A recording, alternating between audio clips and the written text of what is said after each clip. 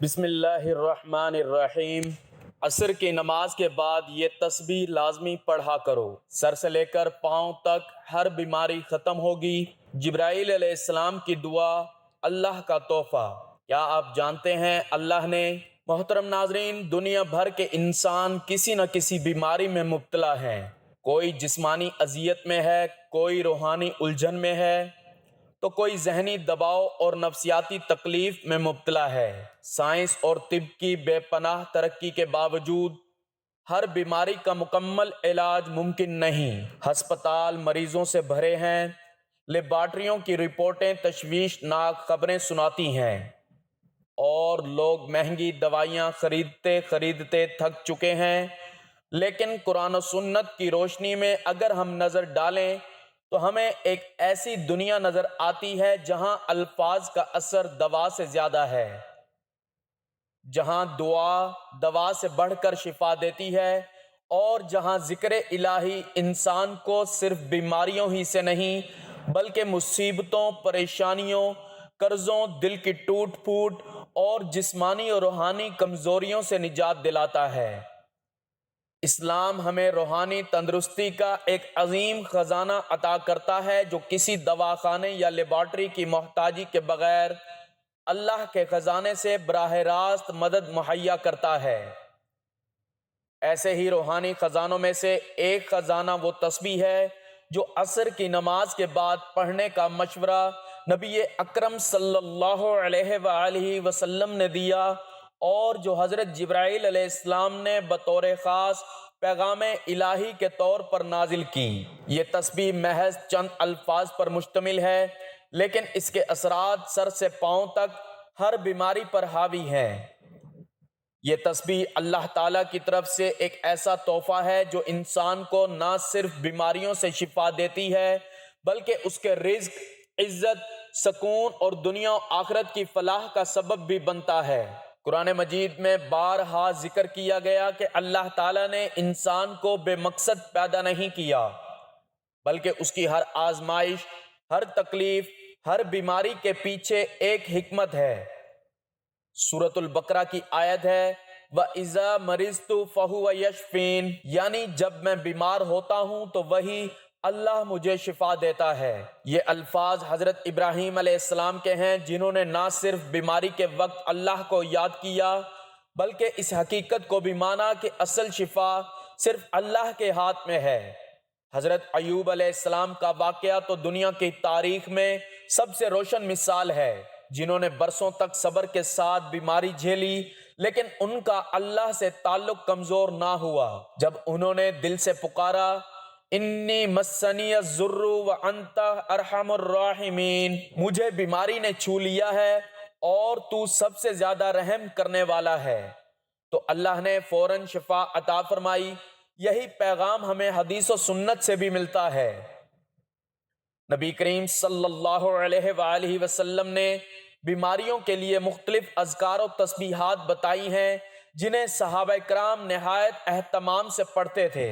حضرت عثمان بن عفان رضی اللہ تعالیٰ عنہ فرماتے ہیں میں نے نبی کریم صلی اللہ علیہ وآلہ وسلم کو یہ فرماتے سنا کہ جو شخص دن میں 3 بار یہ دعا پڑھے بسم اللہ الذی لا یضر مع اسمہ شیء فی الارض ولا فی السماء وہو السمیع العلیم، اسے کوئی چیز نقصان نہیں پہنچا سکتی۔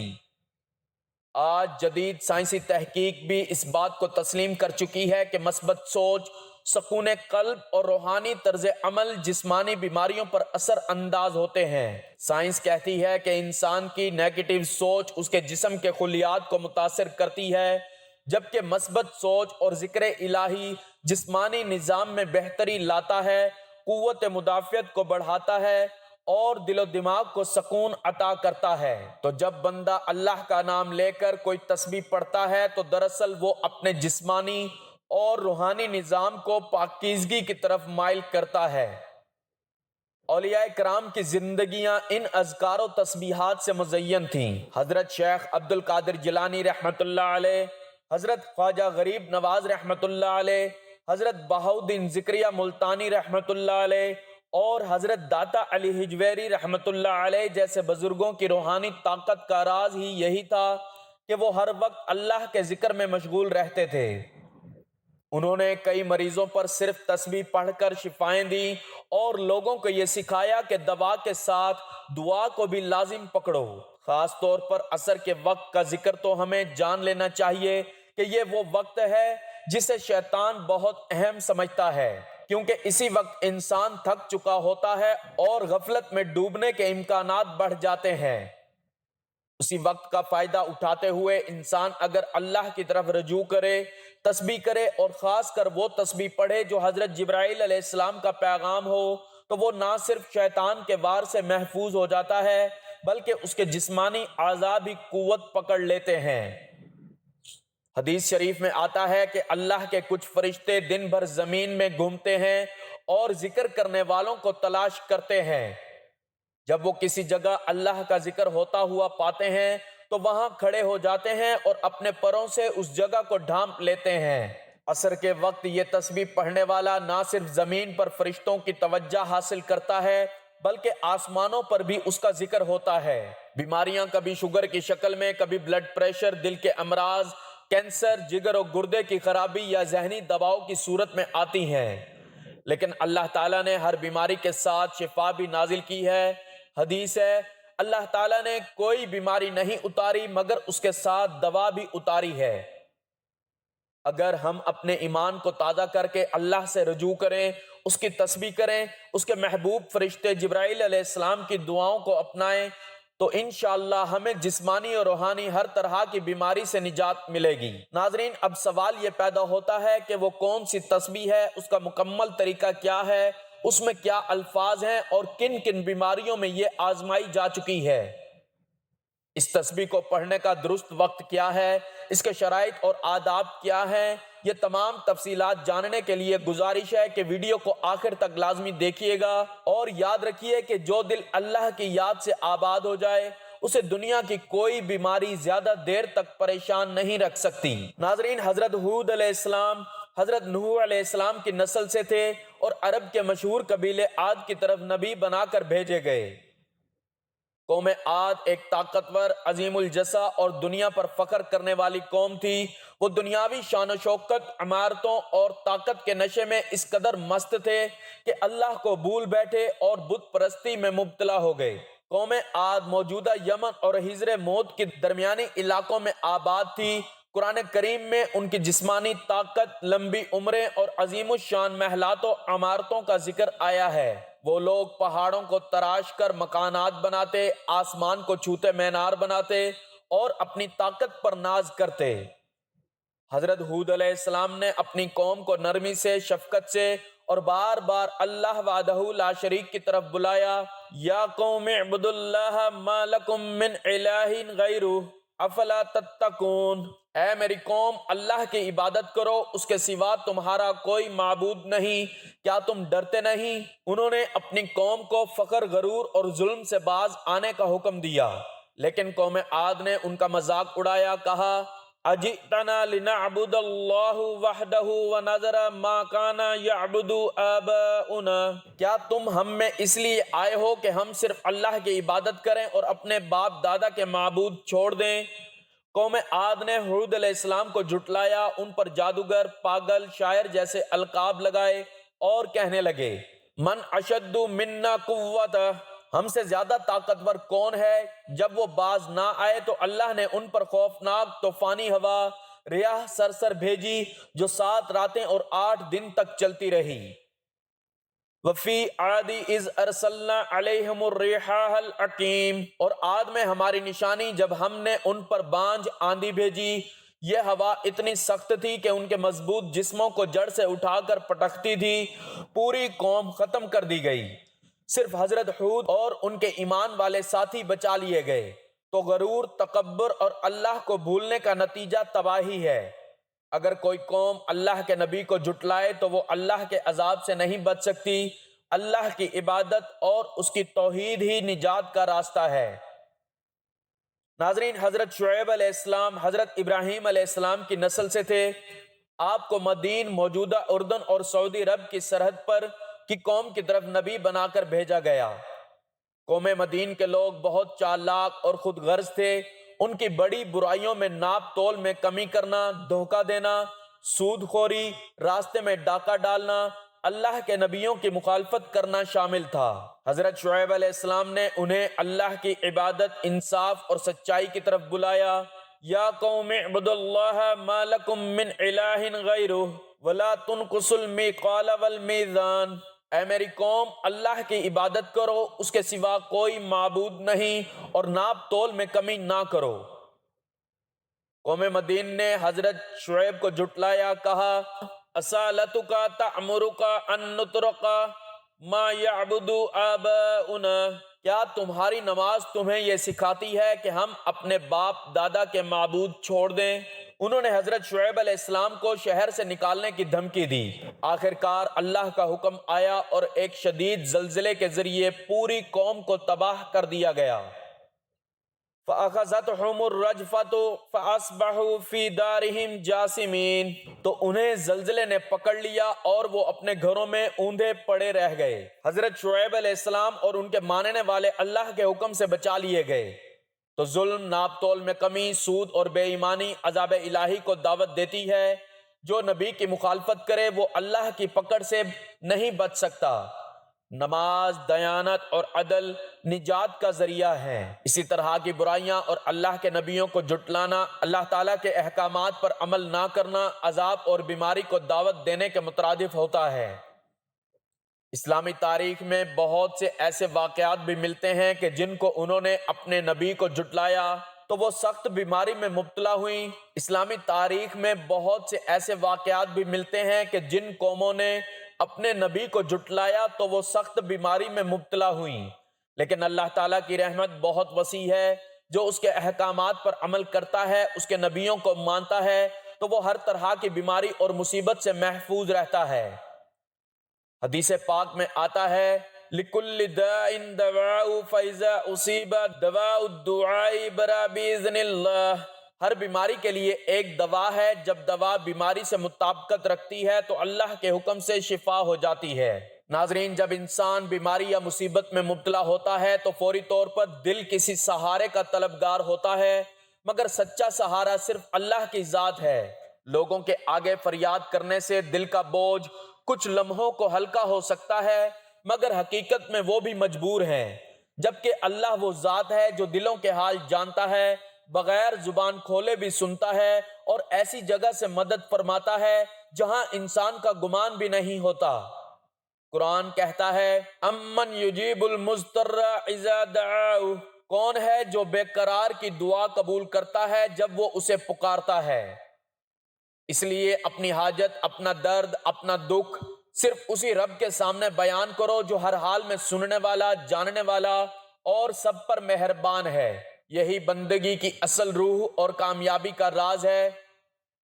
مسند احمد میں ہے کہ علیکم بالدعاء فإنہ لا یہلک مع الدعاء احد، تم دعا کو لازم پکڑو کیونکہ دعا کے ساتھ کوئی بھی ہلاک نہیں ہوتا۔ اسی طرح ابو داؤد میں ہے ترجمہ، جس پر کوئی حاجت آئے اور وہ اسے لوگوں کے سامنے بیان کرے وہ پوری نہ ہوگی، اور جو اسے اللہ کے سامنے رکھے اللہ اسے جلد یا بادیر ضرور عطا کرے گا۔ حضرت ایوب علیہ السلام برسوں شدید بیماری میں مبتلا رہے، ان کا جسم زخموں سے بھر گیا، لوگوں نے چھوڑ دیا، لیکن وہ صبر کرتے رہے۔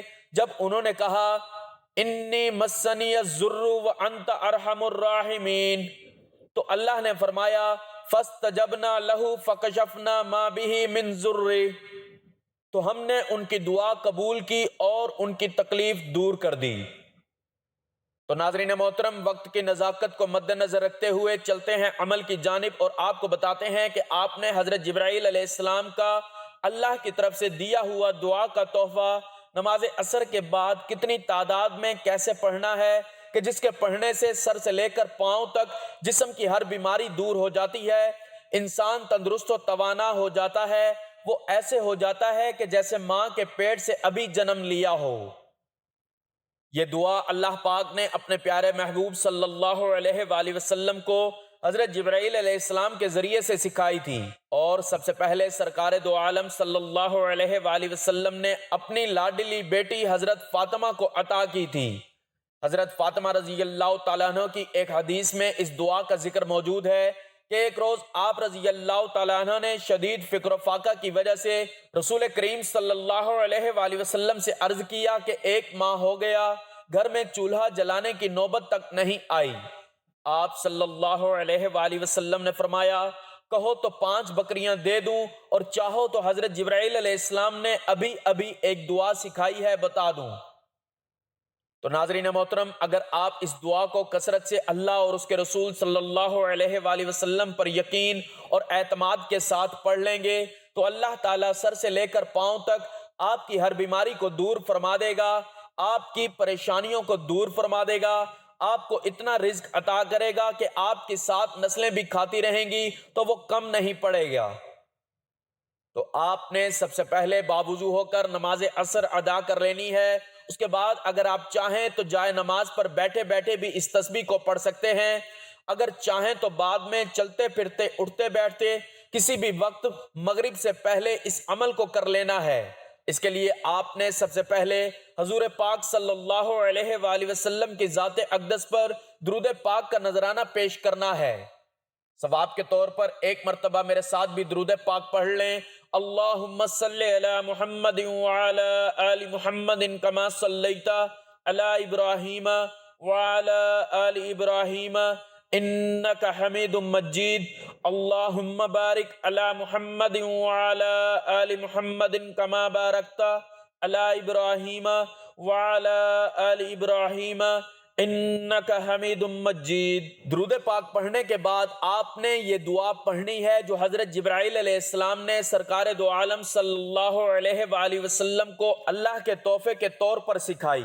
یا اول الاولین، یا آخر الآخرین، ذل قوت المتین، یا رحم المساکین و یا ارحم الراحمین۔ ترجمہ: اے سب سے پہلے موجود ہونے والے، اے سب کے بعد باقی رہنے والے، اے زبردست قوت والے، اے مسکینوں پر رحم فرمانے والے اور اے سب سے بڑھ کر رحم کرنے والے۔ آپ نے اس دعا کی مکمل ایک تسبیح یعنی پورے 100 مرتبہ پڑھ لینا ہے۔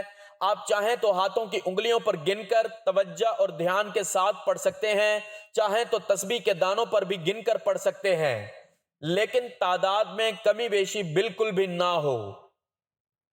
اس دعا کی تسبیح مکمل پڑھنے کے بعد آپ نے اللہ تعالیٰ کے 3 ناموں کی تسبیح پڑھنی ہے، یا شافی، یا کافی، یا معافی۔ ان 3 ناموں کی تسبیح پڑھنے کے بعد آپ نے 3 مرتبہ سورۃ الفاتحہ پڑھنی ہے، جسے سورۃ الشفاء بھی کہا جاتا ہے۔ بسم اللہ الرحمن الرحیم، الحمد للہ رب العالمین، الرحمن الرحیم، مالک یوم الدین، ایاک نعبد و ایاک نستعین، اہدنا الصراط المستقیم، صراط الذین انعمت علیہم غیر المغضوب علیہم ولا الضالین۔ 3 مرتبہ سورۃ الفاتحہ پڑھنے کے بعد آپ نے آخر میں اتنا ہی درود پاک پڑھنا ہے جتنا وظیفہ شروع کرنے سے پہلے پڑھا تھا۔ اس عمل کو آپ نے نماز عصر کے بعد لازمی کرنا ہے، کیونکہ اس میں اللہ تعالیٰ کی طرف سے حضرت جبرائیل علیہ السلام کے ذریعے حضور پاک صلی اللہ علیہ وآلہ وسلم کو دیا جانے والا دعا کا ایسا تحفہ ہے کہ جس کے پڑھنے سے اللہ تعالیٰ سر سے لے کر پاؤں تک تمام بیماریاں پریشانیاں دور فرما دیتا ہے، رزق میں وسعت اور برکت عطا فرماتا ہے، تمام تنگ دستی پریشانی مصیبتیں اللہ کے فضل و کرم سے دور ہو جاتی ہیں۔